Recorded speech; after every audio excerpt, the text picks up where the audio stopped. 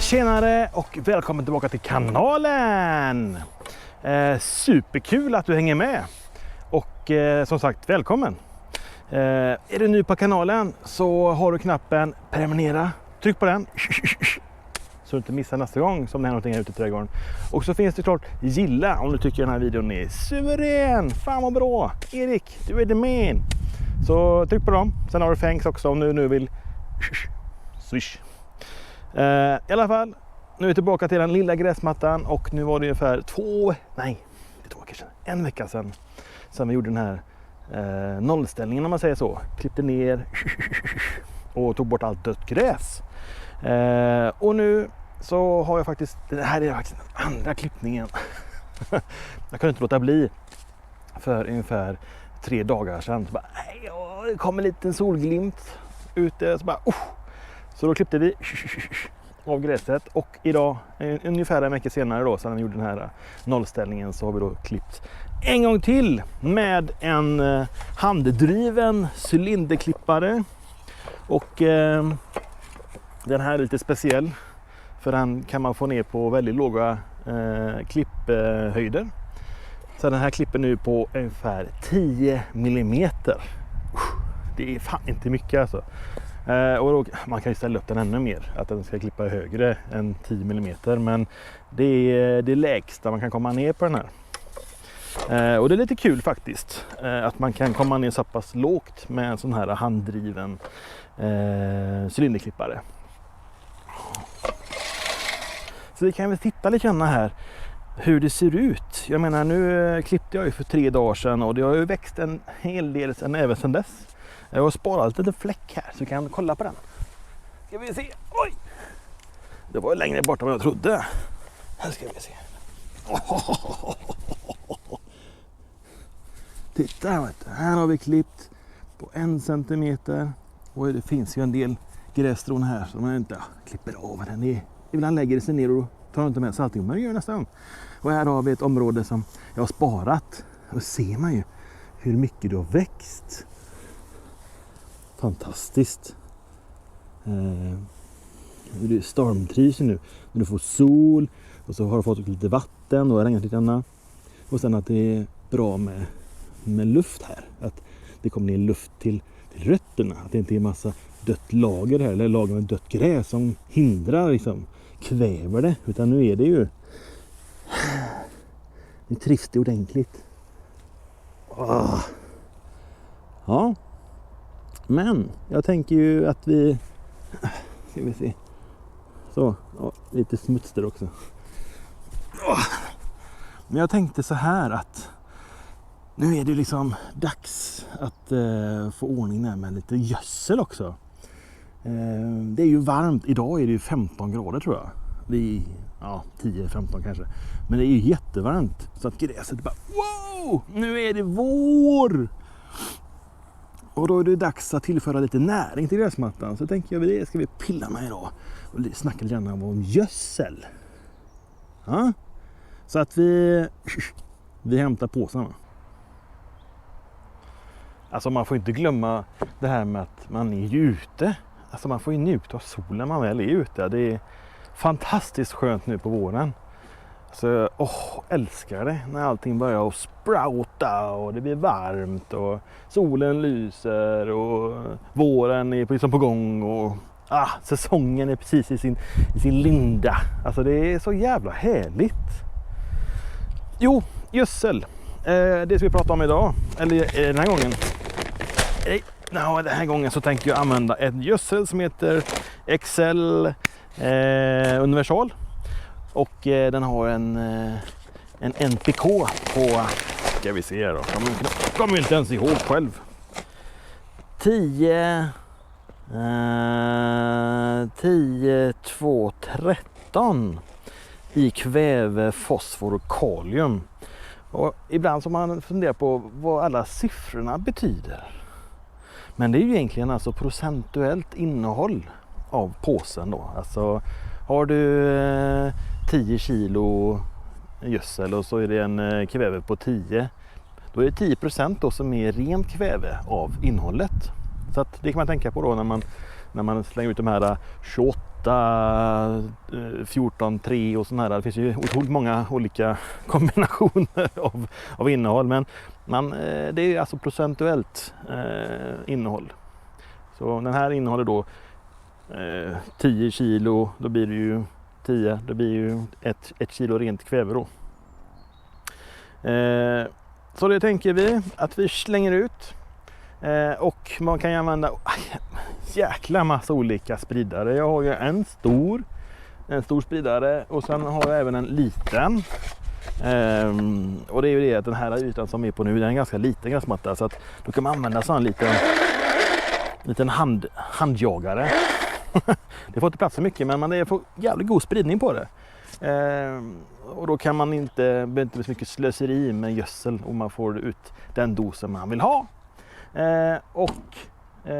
Den här stora är ju lite mer lämplig för större gräsmattor och slipper man gå och fylla på hela tiden.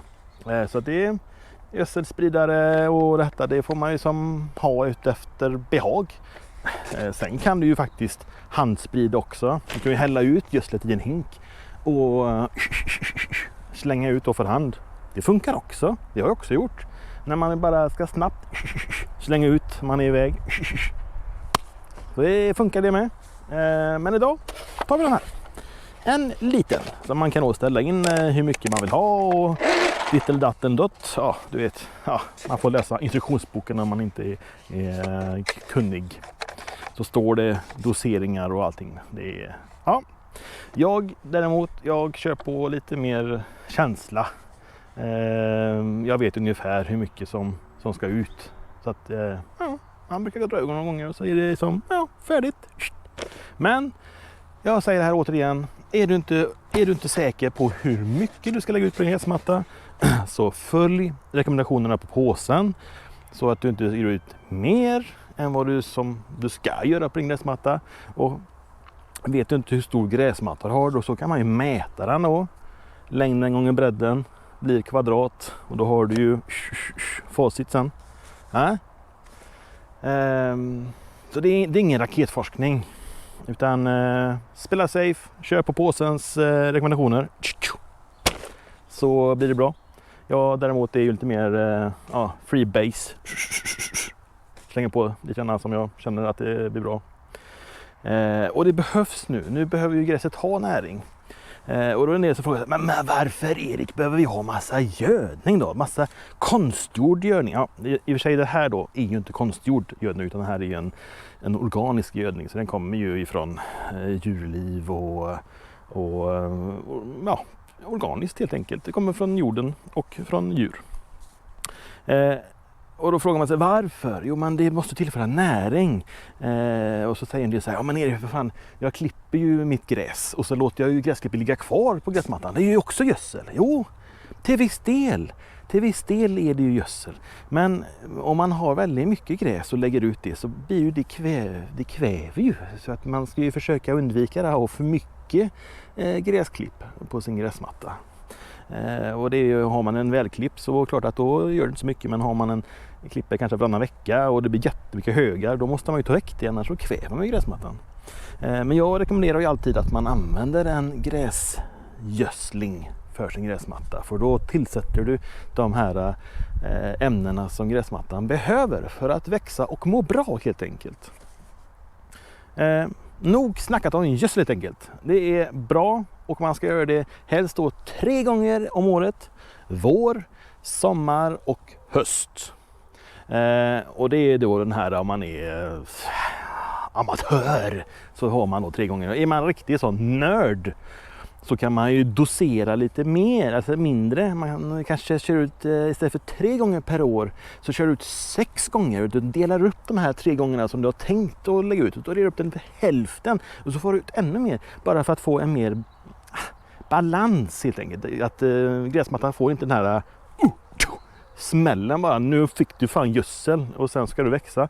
Utan då sprider man ut lite grann, att man duttar och då får man jämnare spridning på näringen och gräset kan ju då hela tiden ha tillgodose sig med energi. Och sen kan man ju gå ner ännu längre, man kan gå ner till veckovis med gödning. Så menar det, ja, man kan göra det helt otroligt hur mycket nördning som helst och experimentera. Men rekommendationerna är ju då vår, sommar och höst. Det räcker för att gräset ska må bra. En del som jag har träffat som har robotgräsklippare säger men jag har ju robotgräsklippare så jag behöver inte gödsla. Jo men fasiken, du behöver ju gödsla lika mycket som alla andra. Den gräsmattan blir ju inte speciellt behandlad bara för att du har en robotklippare. Utan nu måste du ju även där gödsla. Eller hur? Ja, många trädgårdar har varit på just det här med robotgräsklippare. Att hela gräsmattan är full med klöver. Och bara, jag har ingen gräs. Ja, men har du gödslat då? Nej, men prova, gör det först då. Så kan du se att gräset konkurrerar upp och kommer upp igen. Ja, nog snack. Alla som har robotgräsklippare har inte det problemet, men många. För att många som har robotgräsklippare tänker att nu har jag gräsmatta och jag köpte mig en robotgräsklippare så nu behöver jag inte bry mig om min gräsmatta på hela året. Jag startar den och sen går den hela året och så är allting frid och fröjd. Och så glömmer man det där med att kanske ska gödsla den också så att den mår bra. Ja, i alla fall en kuriosa. Har jag varit med om mycket. Återigen, gödsel, viktigt. 3 gånger om året. Så man inte glömmer det. Och nu är det hög tid att få ut värme, sol, inte så mycket regn, men det kommer. Organiskt material bränner inte då på gräsmattan. Om du, förlåt. Ja, jag snackar vidare här med gödsel. Men när man tänker det här med bränna på gräsmattan, för det är många också som funderar på det. Ja, men det bränner ju på gräsmattan, jag slänger ut i sol. Ja, om du använder en gödsel som är konstgjord så får du det. Är den organisk så bränner den inte, men har en konstgjord gödsel. Och oftast brukar det vara jättevita vitt pulver eller vita kulor. Då är det chans att det bränner. Men organiskt material, det bränner inte. Så det är ganska skönt. Då behöver man inte bry sig om att herregud, det ska ju regna ikväll så jag måste ut och spraya ut gödslet. Det gör inget. Du kan spraya ut den i sol. Så kommer det att regna ner sen när regnet kommer. Helt enkelt. Så det kan ju vara viktigt att veta då, eller tänka på när man letar efter gödsel, vilken sort man ska ha. Och nu säger jag det här återigen. Du får vad du köper. Alltså köper du ett gödsel som är jättebilligt, ja då får du ett gödsel som inte är det bästa. Så är det. Och köper ett gödsel som är lite dyrare, ja då får du lite bättre kvalitet. Viktigt det här. Det är som gräsfrön. Alltså köper du gräsfrön från exempelvis Biltemas egna, ja då får du den kvaliteten. Och köper du från någon annat märke så får du den kvaliteten. Alltså man får liksom du får vad du köper helt enkelt. Tänk på det när man är ute där och letar i påsarna. Du får vad du köper. Billigt, kanske inte lika bra, dyrt, kanske inte det dyraste, men sen får man tänka att det finns ju någonting däremellan som är bra. Tänk på det när du är ute och köper gödsel och gräsfrön såklart. Ja, men det är väl dags då. Lilla spridaren.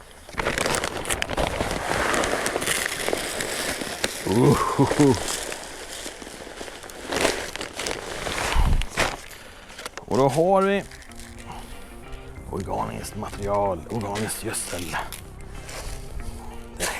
Det här blir mumma för gräsmattan. Så vi städar av.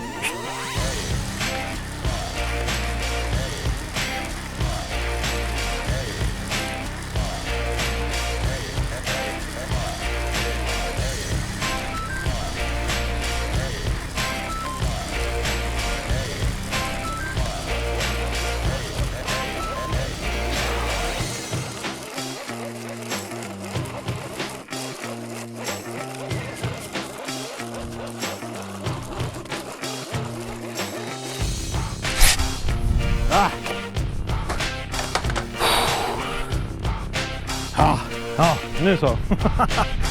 nu var det klart. Ja, och då undrar jag säkert, hur ser den stora gräsmattan ut då? Det får kolla nästa gång. För nu var det slut för idag. Och superkul att du var med. Och vi syns snart igen. Hej då!